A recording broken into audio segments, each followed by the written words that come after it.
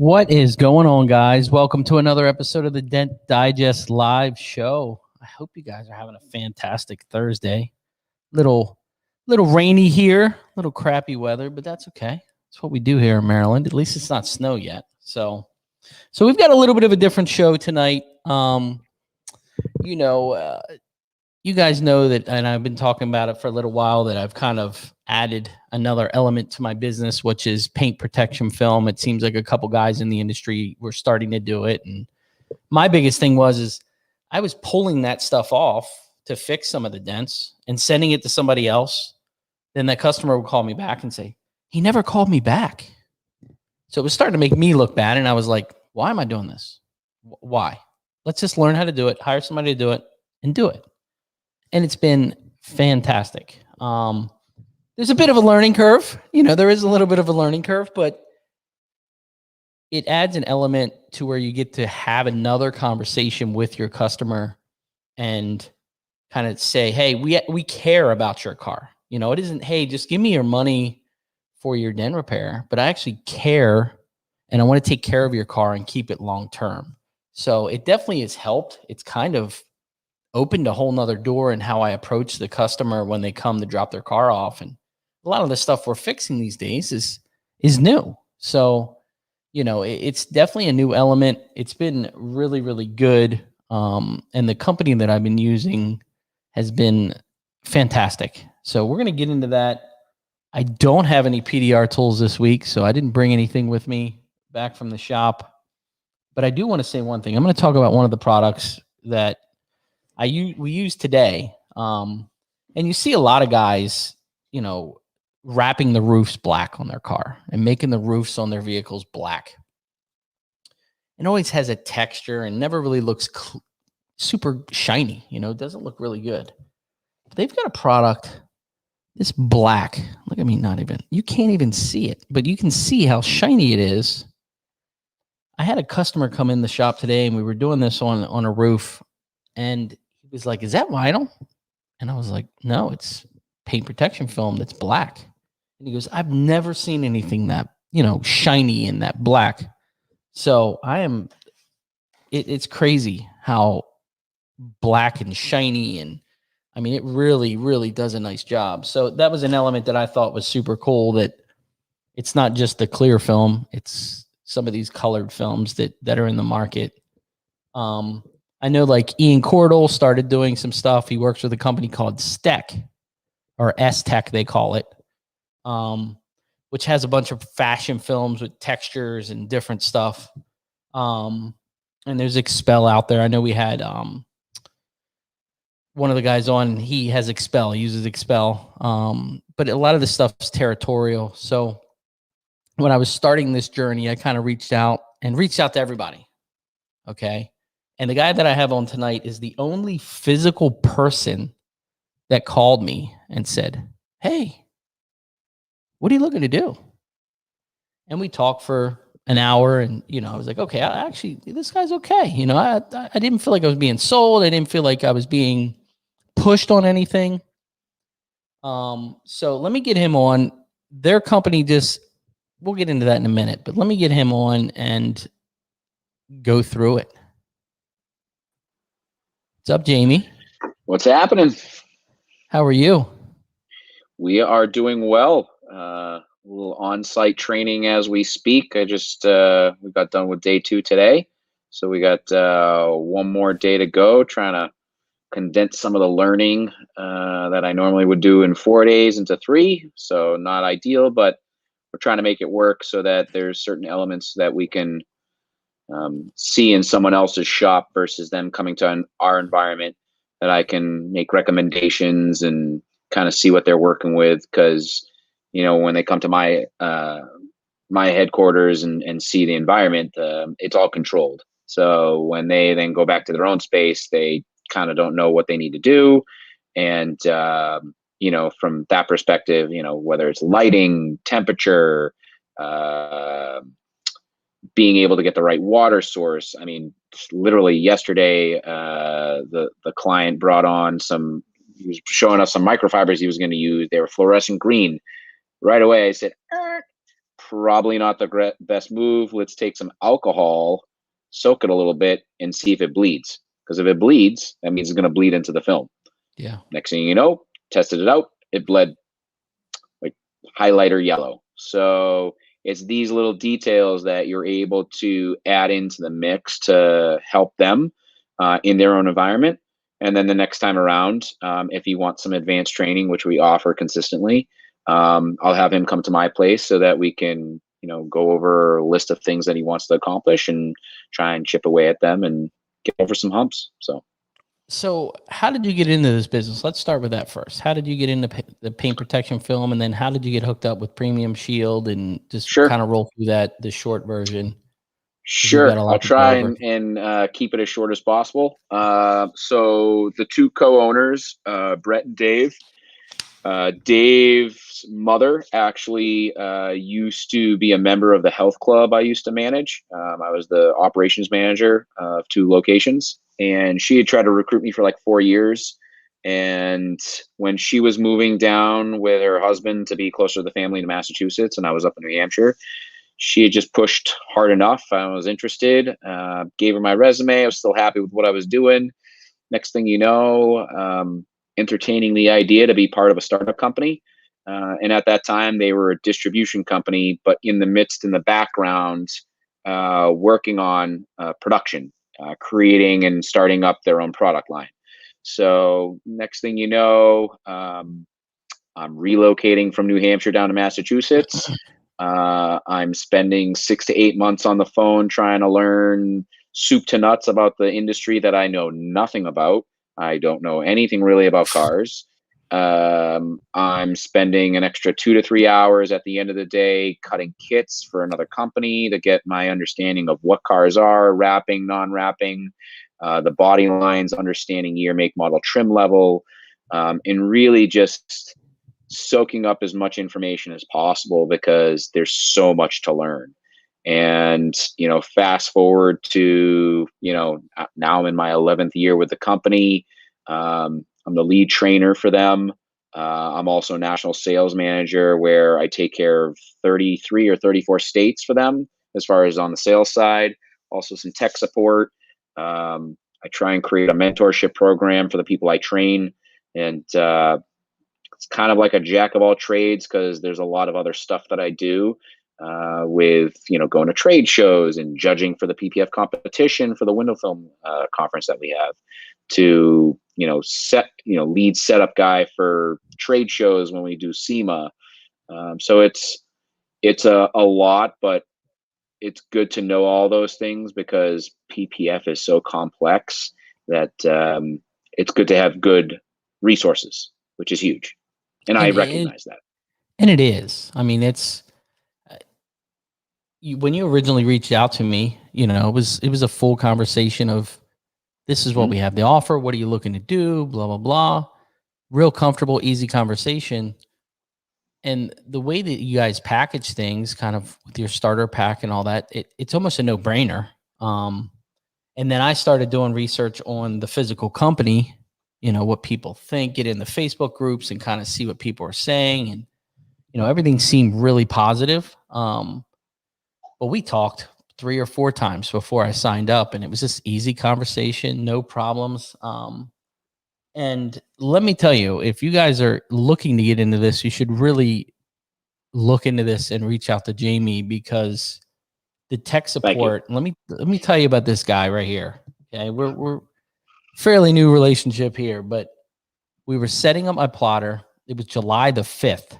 Everybody's closed. He's with his family. We can't get the plotter to work. Mikey faces or calls him.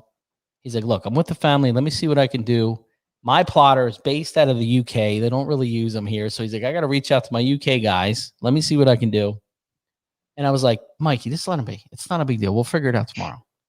He calls back FaceTime at a restaurant with his kids and his wife, and he's walking us through how to fix this thing on his family time. So that's the guy that I want to spend money with that has my back when we need it. Or when I call him at 6 o'clock at night and say, I need another 60-inch roll because we can't figure out this hood because we've just wasted a whole roll. And he goes, okay, it'll be there in a day.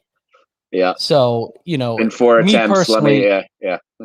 I like spending money with a company that has support and cares. And that's pretty much what you try to grow. You try to grow a network of people that can feed and help each other, wherever they can. And I really like that concept. Thanks, man. I mean, I try to focus on pushing you not to spend money and to be more efficient with your capital so that it comes from um, a better source where I want you to feel I have your best interest at heart, because my goal is you're adding another revenue stream that's going to make you very profitable. But at the same time, I don't want the film just sitting there collecting dust and doing nothing for you. Because if I'm telling you to get this and it doesn't move, well, that's bad advice. So Mhm. in the end, it's a non-push sales opportunity where I'm not trying to force people's hands. I want people to know that I have their best interest at heart, and that I also am very open and honest on what to expect. So, this isn't a low cost to entry business to get in. Like, it's expensive. And when I say expensive, it's not just financially, it's expensive time wise. Like, you got to have the time to spend and invest to practice, because you know what it's like being in the PDR business. Like, it takes time. You Yeah. can't learn this stuff in a couple weeks. Like, No. it can take months, if not years, of non-stop practice. And there's just little things that you can't learn right off the bat. So that's our industry.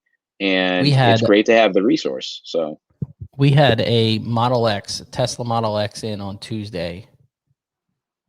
Man, whoever PPF'd it, amazing. I looked at Mikey and I said, this is where we need to go. This is where we need to sure. be. Because I mean, it was just flawless. Like, if you never knew, it was really, really well done.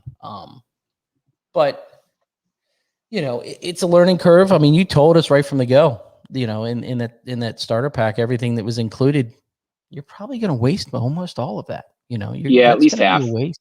At And least then I half. called them and said, hey, you know, um, I want some 12-inch rolls. And you're like, are you sure? Are you sure you want these 12-inch rolls? That's And I true. was I like, did yeah, ask you because that. I'm doing some smaller stuff, if we're at a body shop or whatever, and I need a fender, I don't want to take a huge 24-inch piece and cut it, and I don't need it. Sure. So, which I liked. I was like, okay, I can appreciate that, because he's like, we don't sell a lot of them, and it'll probably those 2 rolls will probably be there a long time, but I'd rather have But it than not have it. there's a use. There's Yeah, totally a use for them, and I yeah, get that. And I think also understanding the business, and when you're having to go and replace just one piece, I get that. But at the same time, on the sales side, the flip side of it is telling the body shop, well, you're going to have a fresh new piece with 2 busted old pieces, where one's yeah, a partial fender and one's a partial hood, and they're going to look bad because yeah. you've got used versus brand spanking new. So, I think that's kind of what's up with the insurance company, what they're going to cover, and how the body shop can handle moving that in with the financing. But that's the flip side of it. So, but I get it. I totally get it. Let's get into, and I obviously put breaking news on the header here. Sure. And some of these guys watching don't know. Some of the guys, there is some guys in here that usually don't watch, so I'm sure they're PPF guys. But let's get into your guys getting bought. I saw it on Facebook, and I texted you that night. I was like, oh man, I hope things don't change, because it's been really good.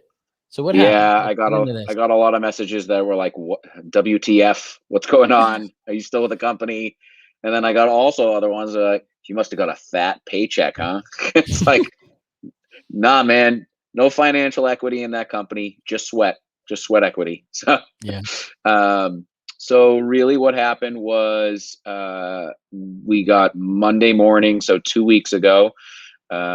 Came in like a normal day, trying to get some orders in, and roughly around like 11:30, we got breaking news from owners that Eastman Chemical was basically acquiring or in contract to acquire matrix films. And it was kind of like an initial gut punch, totally surprised, not expecting it. And then, you're throwing a lot of information and it's still a surprise. But, once the dust settles, you get to meet some of the people and talk to them.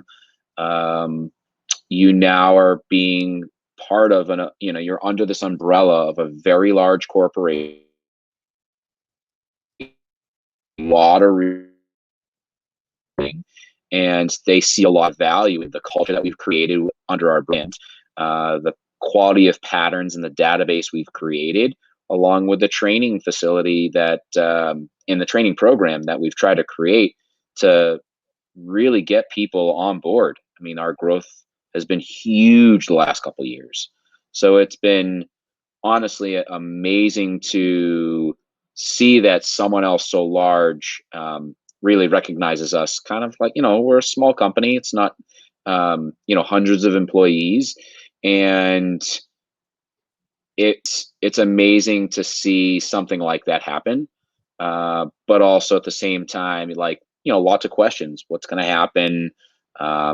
We all still going to have the same job, and what are our roles, and what's going to be the future? And I spent literally it's very unknown, very unknown. And I spent literally 3 days talking to a ton of people, nonstop, messaging, phone calls, emails, basically being a PR specialist and just talking about everything. And I think a lot of people have seen other buyouts similar to this, similar to like 3M, which was the buyout of Venture Tape. And it was a totally different buyout. 3M did not buy Venture Tape to get Venture Shield. It's like a consolidator. It was honestly for one product line, and it was the aluminum foil tape, which is mainly used in construction. That's the main reason they bought them. It was a big price tag, but that's what they do. They buy markets. And in the end, they got the patent to it, and that's why they bought it. So the Venture Shield product line and that team got kind of swept under the rug, and it was the redhead stepchild, and they didn't really do a lot with it, which again was totally different with Eastman, because Eastman allows these brands like Suntech, like Lumar, even Hooper Optic internationally, because they don't do Hooper Optic in the US and Canada, and VCool. I mean, these are brands that they allow to operate separately, and then just they get access to tools and resources to help them grow their own brands. So it's kind of a natural course for us. We've got great patterns, and they were looking for that. Looks like mostly for the patterns and software, from what he's heard. Yeah, but we've also done a really good job at the training program. I mean, as you've noticed you've experienced it because you sent guys to me. The training program was totally different than what they are offering, and we're seeing a lot of success from it. And in the end, like, because I have it structured the way I do, the success rate is so much better than the old school way of doing it, which was, charge a nominal fee, have them for 3 or 4 days, and let them go. It's the old way. I had to change things up, test it out, and it's a proven method over the last 3.5 years now. So yeah, I mean, the guy said it's a brutal training. It's a lot. You're jamming a lot. Correct. On them. That's correct. But I mean, Mikey's doing really well. Shane's doing really well. I'm learning on the slide just because they're kind of showing me the tricks and tips, and sure, it's still a lot of learning. You know what I mean? I'll tell you guys, there was a hood that I called you last week, and I was like, bro, we're struggling. We are struggling on this. And there's so many elements that when you start this, if you're a dent guy and you're looking to get into this, there's a lot of elements that come in effect in cleanliness, temperature, your lighting, solutions you're using, lighting, the microfiber towels. perfect example. You're going to Your learn your that really, clothing, really even fast. your Yes. clothing makes a difference. So, Yes. I mean, you learned that real quick when you were talking about, Yeah. the black shirts that you have on right now versus Yep. the white ones you ordered. I mean, Yep. it's a very complex business and artistic craft to learn, and to know the inner workings and be able to have a good resource to ask those questions, and then all of a sudden have these like aha moments like, oh, that makes sense. It's to share those experiences and advice is huge. I mean, because And that's what people need. it is, you think about it. It really makes you change the way you think in your Mhm. working space. We did it was when we first started, we did a white Corvette, and there was a little bit of fuzz at the lower part of the bumper. And I'm like, where the hell? There's nothing here that has that. And we went back and forth. We're looking at what Mikey's wearing. I'm trying to look what's around, and it's his pants. Somehow it Mhm. brushed up, just picked up a piece of fiber, and it's there. So it if you're thinking about it, definitely think of your environment. Um, there's a lot to that. I know like Brent's in here. He has a super clean shop. I think he uses S-Tech film, but it is all element based. Yeah, very environmental sensitive. Like the environment, it's very sensitive to the environment. Lighting plays crucial role with the temperature. There's variables you can use to kind of counteract some of the things that go up and down. But if you don't have AC or you don't have heat, um, you're really limiting the amount of months that you can actually work on it realistically in a enclosed environment, because this is not the most ideal thing to do on a mobile side. Can totally be done, but now you're It's hard. leaving the environment that you're installing in to be variable. So In body in the shops, it end, is it's difficult. yeah. I mean, it's in not just body shops. You're talking about also dealerships too. Oh I yeah. mean, they're not giving you the greatest space and expect you to have the best outcome ever. It's just Yeah. unrealistic. Now, what is your prediction for the technology of the film? Do you know what I mean? I I think think now I hear it, I explain it to all these people, and they're like, it all cracked up yellow. And I'm like, this is a little different than it used to be. You know what I mean? so. The technology has escalated very much so over, I would say, the course of the last 5 6 years, with the urethane quality being so amazing now. You're not really seeing stuff that cracks that's high quality. And that's typically what most install or high end installers are using is quality products. I think that most of the time it's either coming from the urethane or the top coat. And top coats way back then were so stiff, you needed a steamer in order to stretch it, to manipulate it. Uh, they're just easier to work with. You typically don't need a steamer to install. They're already soft enough to stretch and manipulate, and you can typically, if you need a little heat just to kind of soften up a little bit, you can, with just like a hot water solution. Um, so it's a far cry. It's just like any market. Look at cell phones. I mean, Yeah. they're changing literally every 6 to 8 months. You got new technology to incorporate. So, are we like the tech industry? No, but it takes a while to make those innovations and test them out realistic. So that's why every 3 or 4 or so years, you start to see innovations in the product. I know for us, we've been through so many iterations of products because we listen to our installers. We need to adjust something, we do, but it doesn't happen overnight, and that's the challenge. I mean, you're Yeah. talking about I want to say maybe 12 to 14 week lead time on urethane alone. I mean, you have to be 3 to 4 months ahead just on urethane, let alone Now, adhesive, top coating, testing top coats, and then live testing in the field in all the environments that you need to worry about. So it does take a lot. So, my question is, how do you guys get the patterns for these cars? How is that done? so we have a really good access point over in Boston, and also in the UK to get some of our European manufacturers, where we get some really high end stuff that is just low production. expensive cars. And it's like the old school way of you get transfer tape, which is basically like larger width painter's tape, low tack. And what winds up happening is they'll put it onto the panel. They use the pencils to trace, and then that gets peeled off, puts on a digitizer, gets implemented or uploaded into the software. They add certain access points and relief cuts where necessary. They'll print, test fit, and then make their adjustments accordingly. But very, very precise adjustments, anticipating for stretch and manipulation. And then once they make those adjustments, they'll print, test fit again to make sure that it's proper. So it sometimes takes a little bit longer than people would think, but it's all about the quality.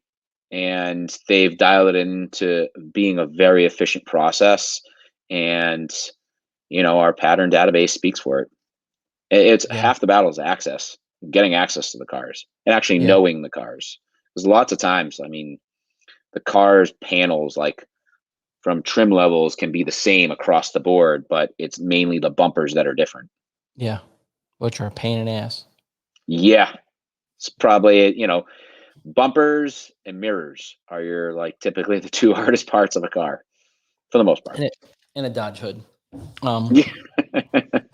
But the softwares have been really good. The patterns have been really, really good. And there's some things in there that they do. It was like we're supposed to get a Mach-E, and it says on there extreme stretch right through the middle of the pattern. Difficult install. They'll tell you right off the bat that it's difficult. Yep. And you can modify it is what I really liked.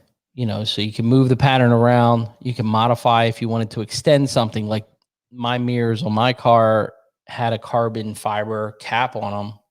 The regular pattern was way too short, way too much to stretch. So we extended it and it fit, so there's definitely some options there that I really, really liked. I think the biggest thing is customer support, man. It's been appreciate it, man. I mean, that's what we're here for. I mean, and I'm not tooting the horn, you guys. Everybody that I've talked to that has called. I think you trained a group. What was that? Who were they? It's a dent company that came up there. You talking about Without a Trace? Yes. Yep. It's Paul and Maggie. They're great couple. I mean, they're solid people. It was great to kind of work with them. And the fact that they got a chance to get some good hands-on experience. And then on top of that, they had already been through a training with 3M. And for them to adjust what they learned with one brand and find how much they could change and find more easiness into utilizing our product, it's sometimes like it's change. So it's certainly a different product. And then giving them the precise solutions to install with and the right squeegees and just making sure that they have support and kind of helping them out. I mean, it was great to have them. Definitely great to have them. Yeah, I mean, in our industry, I see it. I can see it. I've been having a lot of guys call like, "Hey, give me some info on this." And I said, "Look, Expel has a great product. They have a great product, but the customer support that I receive is over the top." And that's what I say about my business. I say this all the time to these guys. I said, look, you can do a subpar repair, okay? But if you have a really good relationship and you take care of your customer, you're going to surpass it. You know what I mean? As long as your customer is taken care of and they feel support, which helps them do their installs or their repairs because you're not struggling. You know what I mean? Hey, what do I got to do fix this? Or what can we do to fix that? So I don't know. It's been really, really good. And like I said today, this black is probably the most impressive black that I've seen in PPF.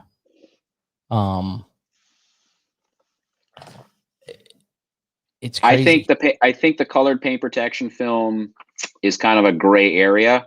Yeah. I think a lot of the colored products are really pushing towards the reason why people do vinyl versus PPF. Now I get it that, you know, doing the black roof, maybe some B pillars and maybe some accent pieces totally makes sense with some of your basic colors. But I mean, honestly, trying to do full color changes with PPF, it's a gray It's area. I tough. mean, I currently, me personally, just don't believe in it right now because I think that the products aren't really designed to do that.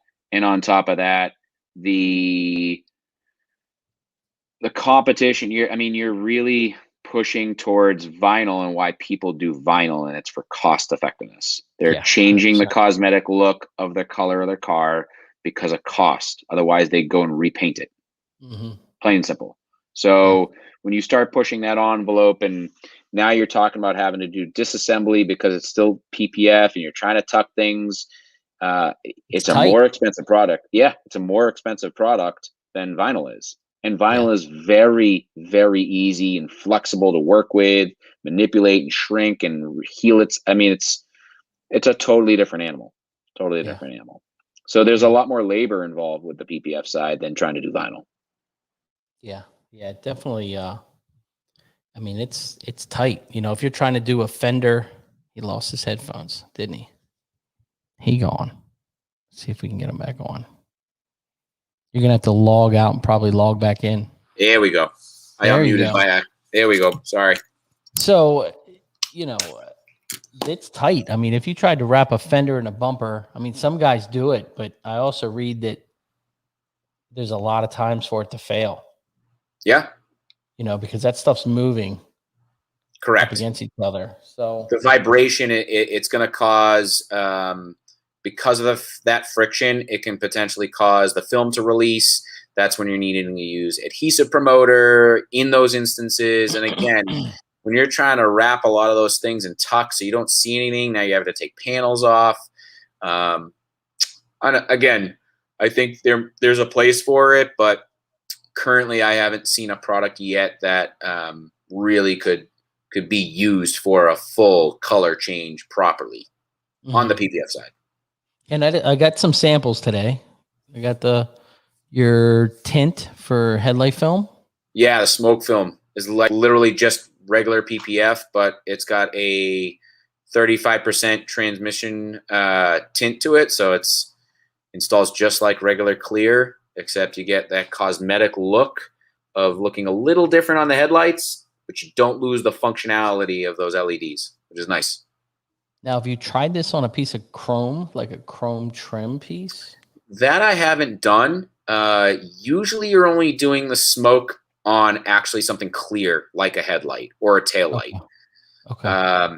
Most people don't want film on chrome because they like the look of chrome. And if you were to actually put gloss PPF on chrome, there's like this slight little haziness to it that doesn't make it as shiny. I don't know why. So we just typically in our industry, we opt to say we don't cover chrome. Okay. And then I got some matte, some satin, the matte film. So I've got a Tesla Plaid coming in. So he wants it in that. So we'll see. You know, we'll see. What color Tesla? It's like the dark grayish blue color that they have. Okay. So it's a dark color. Yeah, the darker the color, the better the satin or matte finishes look. I find that it's a waste of time putting it on white. You can't really tell, but you know, if the customer's going to pay, they say, so it's fine. You know. Now, one thing that I did see in some of the pattern stuff, and I don't know what you do, a lot of the emblems. Do you remove a lot of emblems, or do you try to make the plot work with those emblems? I know, like we did a Silverado fender forward, and it told you in there, you know, due to alignment of emblem, remove emblem to install film or whatever it said in there. What do you usually do? What's your common practice? My common practice is if you can remove the emblem, do it. It's going to lead to a better fitment and better look, and you don't have to worry about lines from a cutout matching up properly, which you'll see if you look closely. It's most emblems and badges are typically held on with double-sided adhesive tape. You can buy that readily and salvage the emblem, put some new tape on there, and get it on, and it looks seamless. And that is like the new standard, and it's moving towards that direction, which is great because the whole goal is to make the film look like it's not there. Yeah. And that's what we're trying to do. I mean, nothing's perfect, but most of those emblems are pretty easy to take off. Most of them. Yeah. What is your warranty for the film? Some of these guys. So the warranty, not a guarantee, but a warranty is a lifetime warranty of yellowing, peeling, and cracking. Okay. And, it's a selling tool. The goal is that we want you to feel confident that from a warranty perspective, we got your back. Yeah. You can't guarantee these customers are going to look through the care instructions and take care of it the way it's supposed to. It's never going to happen. But, if you can stay in contact with a customer and give them the proper care instructions and give them some good guidance, usually they'll take care of it. But in the end, if something abnormal happens, we got your back. That's not your fault. It's our fault. I mean, it happens. It happens. It happens. And they're not paying you for the product. The product is the byproduct of your labor. They can all buy film online from wherever source, but they don't know how to install it. It's not a DIY product. They're paying you for your expertise to install this stuff. It's just like hiring a contractor to get a kitchen redone or your bathroom redone. You can buy all those materials at Lowe's or Home Depot. You can YouTube the crap out of that if you want, but that doesn't mean you know what you're doing. No. It'll take you forever. You hire an expert. And that's what you're doing when you're in this industry is you're the expert in being able to have that knowledge to install the product at ease and hopefully make it look like it's not there from a few feet away. Yeah. Yeah. It's definitely a selling point, like when you're trying to explain it to your customer, people still, it's kind of like dent repair was for a long time. What do you mean you can fix that dent without painting it? Well, I can do this, now I feel like I'm 20 years, like I took a back to the future with paintless dent repair with PPF. Cause I'm like, yeah, it's clear bra. And they're like, what are you talking about? Like my web guy on my website, we did paint protection film PPF. I was like, you need to add clear bra in there too. And he's like, why? They get the point. I'm like, trust me. All these people, they don't get it. You know what I mean? So you have to explain it. And for me personally, I've got an easy sell for them because I say, look, the front of my truck's done. And I'm like, I hit a piece of furniture at 60 miles an hour. It dented the bumper of a Silverado, which is a thick metal bumper. Yep. And I peeled the film off and the paint was fine. That's my sell. Every time I get these guys, I'm like, look, trust me, I'm a true believer in this stuff. Even before we started installing it. Sure. It works. I'm telling you, it works. Today I had a first time, I had a customer that I've been doing his vehicle with dent repairs for years, and he's got a bunch of cars, and he came by today. His front bumper was covered in rock chips. I mean, It's just blasted. It's black. And I was like, let's see, it's got the little white marks. Let's just see what a piece of scrap looks like down there. And I cut a little piece of scrap and stick it down there, and it looked like hell, So he was he drove straight over to the body shop, and he's getting the bumper repainted. And then he's like, I'll come see you in 30 days. I won't drive it. I'm like, okay. So I don't know. It's, I think it's still a learning product. I think a lot of these people still have to learn what it is and educate and educate and educate and educate. Sure. So try being in my position. They ask me, I'm talking to some random Joe Schmo on a plane or something. They're like, what do you do? And I say, I work for a urethane manufacturer. Well, what do you sell? It's kind of hard to describe it. Yeah. So honestly, the easiest reference I use is electronics. I mean, it's screen protectors. It's the same industry. It's the same product. Right. That's a great idea. That's usually my first reference because most of them can relate to that because a lot of people know what screen protectors are. But, there's other industries we sell into. It's not just automotive, and it's a very versatile product. And automotive is just one of our bigger industries. But we're starting to get into marine. I'm already in the bicycle market. We're already in aerospace and the airline market. So there's a lot of growth potential and surfaces you can protect, because it's not just paint protection film, it's a surface protection film. Yeah. It's there to help prevent some of your common damage, take the brunt of it.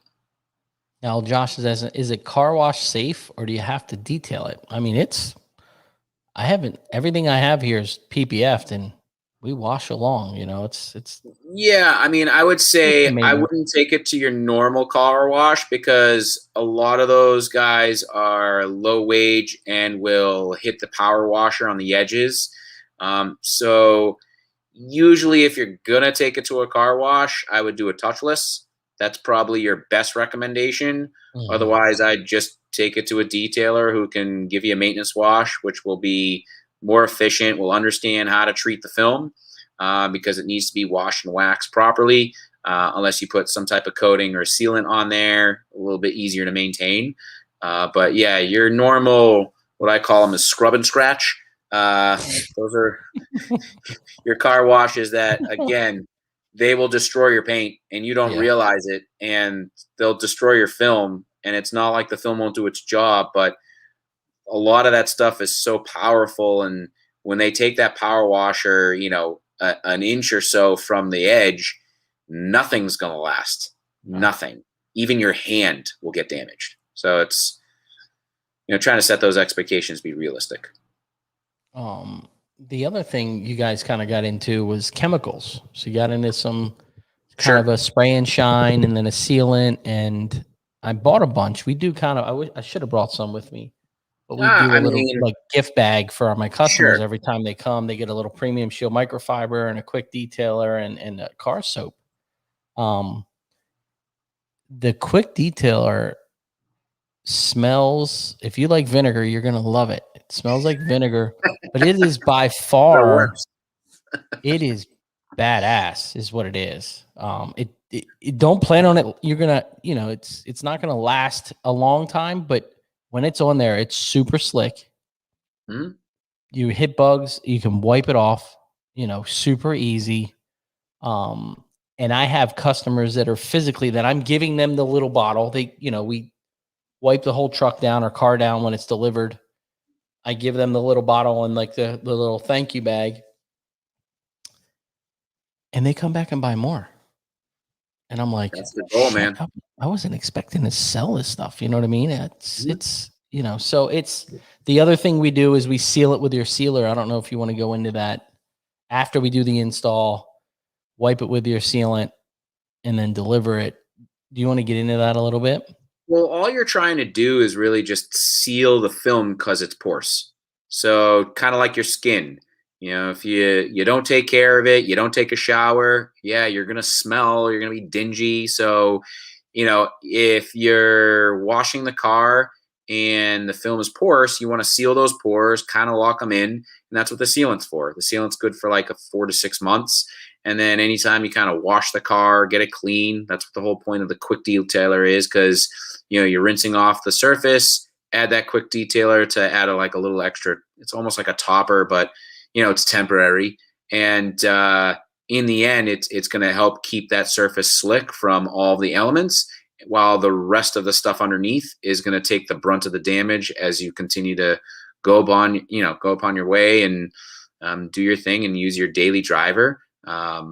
It's for us to be able to recommend the proper products we've tested on the film, so that Joe Schmo can order Chemical Guys or this brand or that brand. Good luck for us knowing what chemicals are in there, because we used to have this warranty card with care instructions on it that said no synthetic, use a synthetic wax with no carnauba, no dyes. Good luck getting the ingredients on any of these chemicals, Yeah. especially at the store. And a lot of people just go and do their own thing. So at least we have the proper products with the brand associated with it, because we've already done our own testing and we know they work. And I think that at the end of the day, it's all about trying to maintain it. If they don't take care of it, it's not going to stay clean. That's just reality. And Josh is asking, how does it hold up to bug damage if you can't wash it right away? It'll dry on there. It'll be like not as hard as is on your paint. But a lot of times you can just wash the car or quick detail it and it'll wipe off. And we have bug remover, And that bug remover is the baddest bug remover ever made. I had one of the guys from Chemical Guys from the detail garage, and they sell bug and tar remover. Sure. Didn't touch it. It did not touch it. It works. You can literally spray that bug and tar remover on there, walk away, come back. I mean, I wouldn't walk away for half an hour, but come back in a couple minutes and you can see it running off of the front of the truck. You barely even have to rub it. So it's good stuff, man. It's, Yeah. And again, and it's not saying that all bugs are going to get, it's going to hold up to all bugs. There's some really harsh ones like love bugs. You kind of see some of those in the South, like love Florida bugs. And Texas. And those little fuckers are so acidic that they burn through paint, clear coat. I mean, I've seen some of those guys that they're driving and they don't have film, but their front bumper's covered in love bugs. Love bugs. And there's 2 seasons every year for that stuff. So there's only so much you can kind of say and guarantee. Will it hold up? Yes. It will certainly prevent the bugs from etching into your clear coat, which is half the battle. And in the end, like if you didn't have any film on there, yeah, those love bugs will destroy your clear coat. And you can polish, but again, you only have so many layers, then you have to add, more layers to it. So that's just more hard labor. In the end, the film's going to do its job, and a lot of people actually call it love bug film. It's that's the season funny. That people will get it. So the other really good usage that we just did one, I saw it online and I was like, okay, that makes sense. Older headlights, that real hazy. So we had one, to where you would wet sand and buff them. Some guys wet sand them and buff them and then paint, clear coat them again. But if you put the paint protection film, like Shane's headlights were wrecked, and you guys put the paint protection film on it up there in Boston, and they look brand new. Well, think about it. I mean, those headlight covers themselves are typically plastic, so that's why you're able to polish it and kind of get it looking new. But usually that always film shades back. Yeah, I mean, it's always going to get back to being faded. So with the film prevents it from fading, getting damaged, and it's a nice benefit.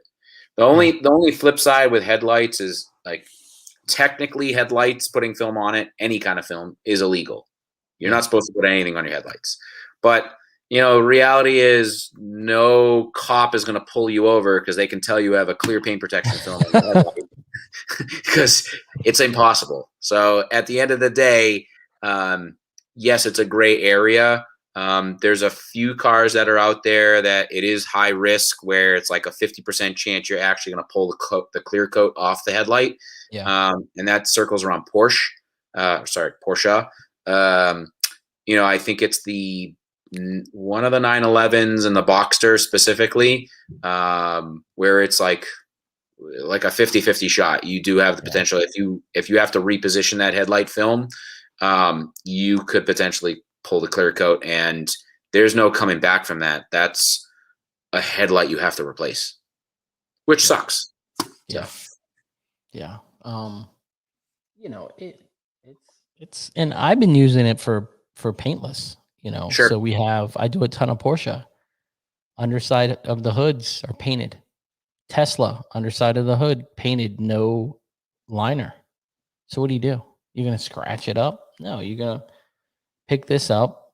We cut it into little squares or whatever we, do to test our plotter once in a while, or cut it with a pair of scissors and peel a little piece off and stick it up there, and you can push. And a lot of times you don't push through it. But it's been working really well for that. I'm using it on some different stuff, some tool stuff, putting it on the end of the tools, trying to push to see if it'll really pierce through, how long it takes. And just simple door edge guards. Simple. They take literally 1 to 2 minutes per door, and I install them dry. They're very easy to do. Very easy to do. I think there's just so many uses that people just don't realize how it can be implemented in some of the ways that they could involve it into their business. Um, Heck, I play tennis. I put some on my racket as a racket guard, like, you know, just on the sides, because when I go for a deep ball and my racket slides on the court, yeah, it's gonna eventually damage the paint on it and could chip it and crack it. So in my opinion, it's a surface protection film, has multiple applications, and it's a matter of how it's sold and marketed, and just it works, which is half the battle. You know, you can have all these products that people try and sell, but are they effective or work? It's a toss. This stuff actually works. It takes the brunt of it, so it's good. Yeah. And I see mountain bikes are a big thing I keep seeing online. Yep. So, and you guys have a pretty good little motorcycle pattern software stuff in there too. I see. We do motorcycles. Yep, we do have a database for motorcycles. Most of our guys that are getting the motorcycles actually, it's from our UK database or our UK team. The access there is much better than the access here in the US. Just with our relationships, we just don't have as good of relationships here as they do there.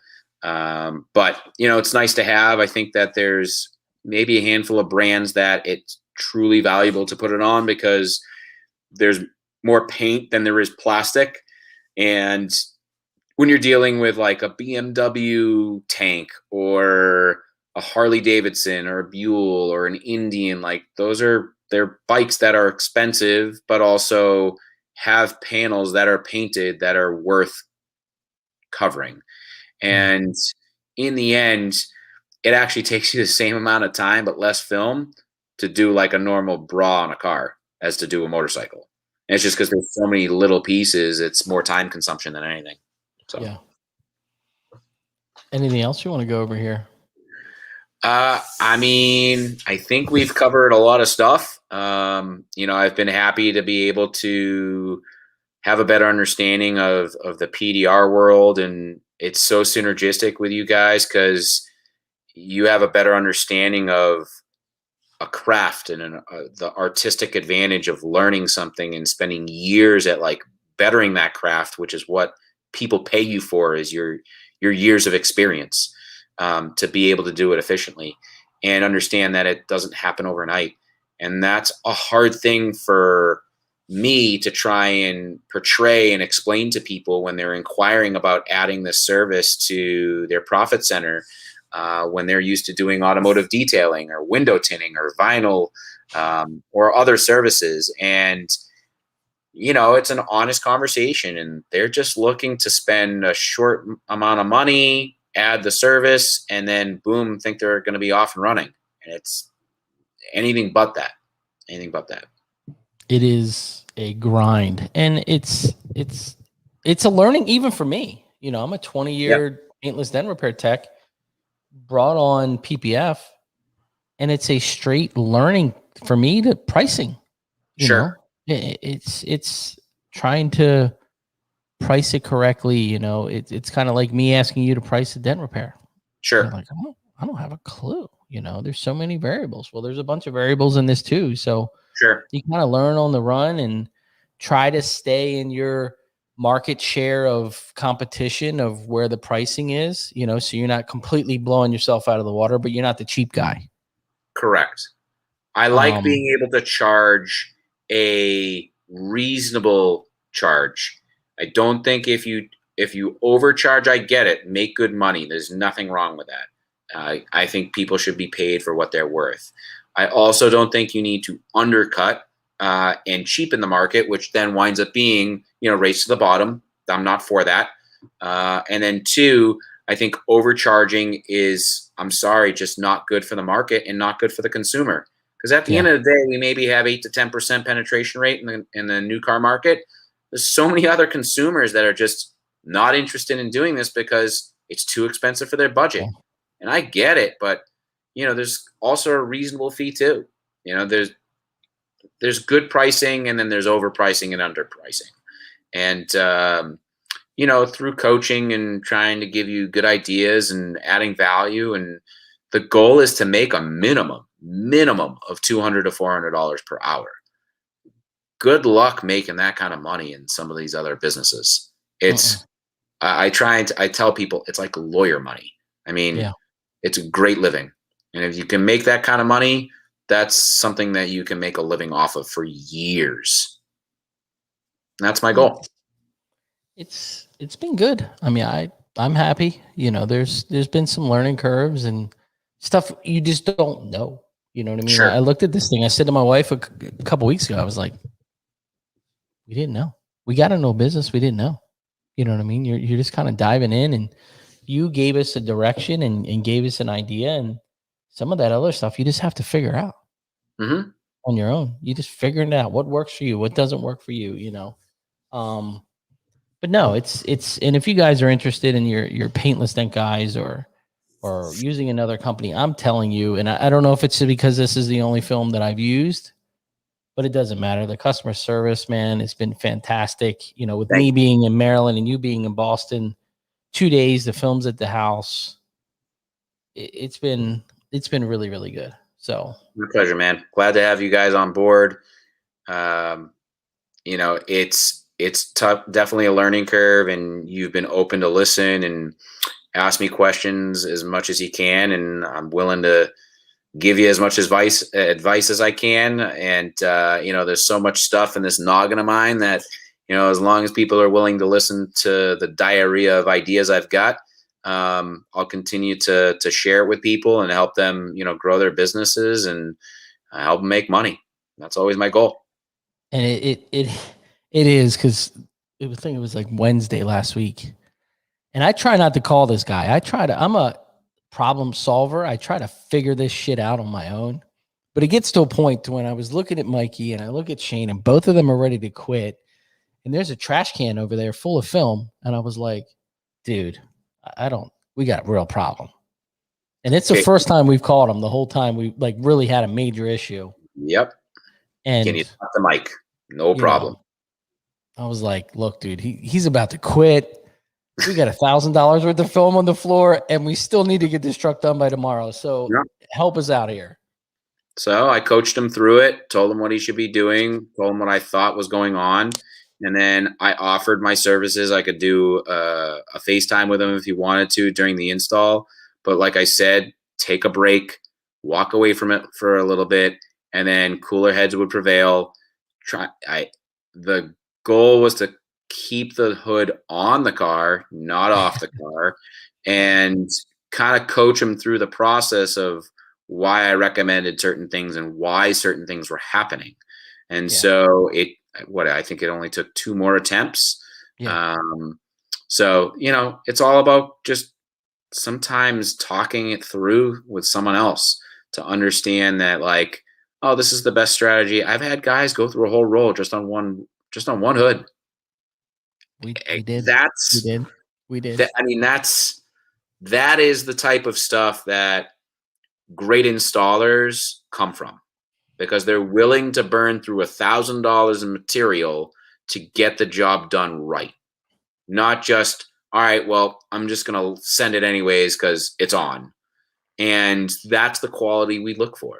That's the quality I try and push my guys to strive for, because in the end, it's going to speed up your learning curve, and you're going to be doing phenomenal installs faster than the guys that have been doing it for 15 years. They're still doing the same quality. It's a new time right now. There are a lot more hungry people that are coming into the business, and it's an exciting time. A lot of hungry new people. And if you guys have any questions, just call me, reach out on Facebook, whatever. Most of you guys know how to get a hold of me. Just ask questions. I had a tech call. Don Cavanaugh called and was like, hey, I'm interested in this. I know I've heard of Expel. I've never heard of your company, but you always speak so highly. And I'm like, just telling you, watch this tonight. Call me. I'll explain it. I'm easy. You know what I mean? Just, it's all about the customer experience for me. I want to be treated just like how I'm treating my customers. So it's been great, dude. I appreciate it.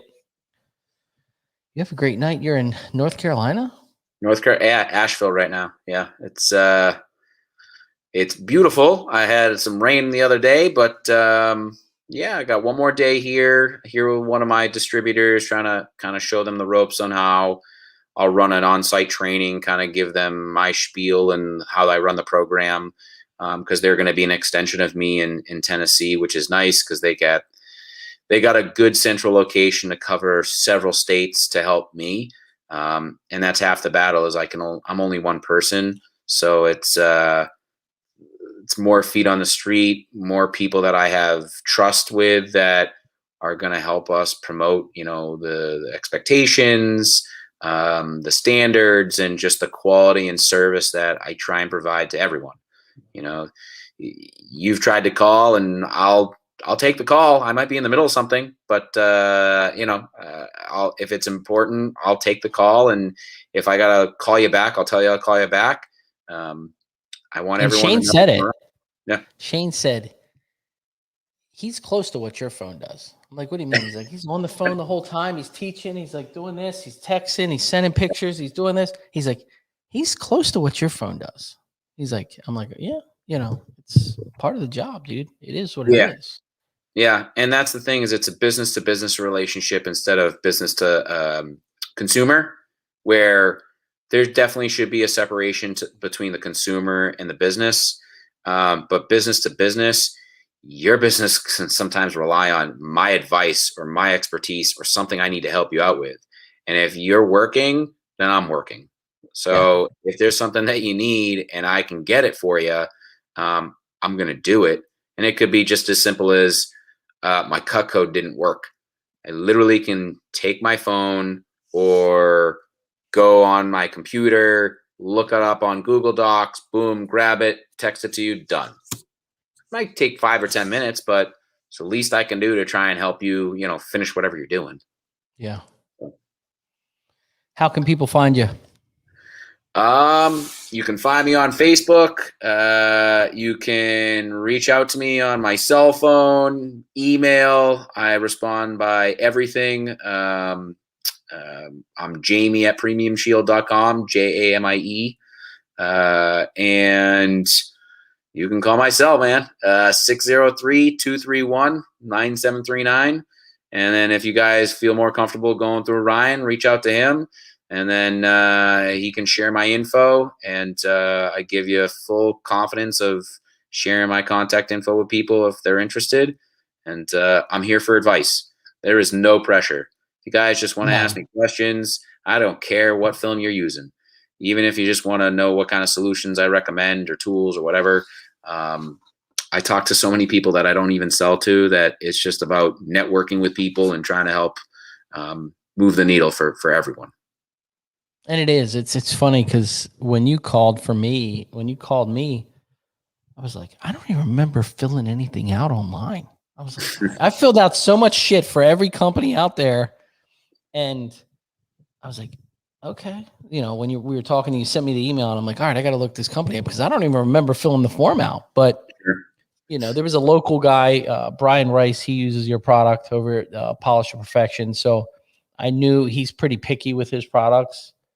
Mm-hmm. So, I knew it was a good product. So it's been great, man. Hopefully, everything works out with the merger and the growth of the company. You do a great job, man. I appreciate it. I'm excited. I really am. I think there's a lot of great opportunity from everything I've heard from them. Good vibes. And I'm not going anywhere, man. I'm a lifer. I started on this path. I'm on my 11th year now. And I love what I do, man. I love what I do. All right, brother. We'll have a fantastic night. You too. You guys. If you need anything, call me. Oh, I will. I'm ready. I feel like I just said to my wife, I was like, I think we've ordered film like every single week, and my thing is I don't have the space at the shop. So sure. You're 2 days out. Why? I'd rather let it sit on your shelf than in my shop. So, but no, man, it's been great. You guys have a fantastic night. Thanks for watching. If you got any questions, reach out. Thank you everyone for listening. It was a pleasure. See you guys.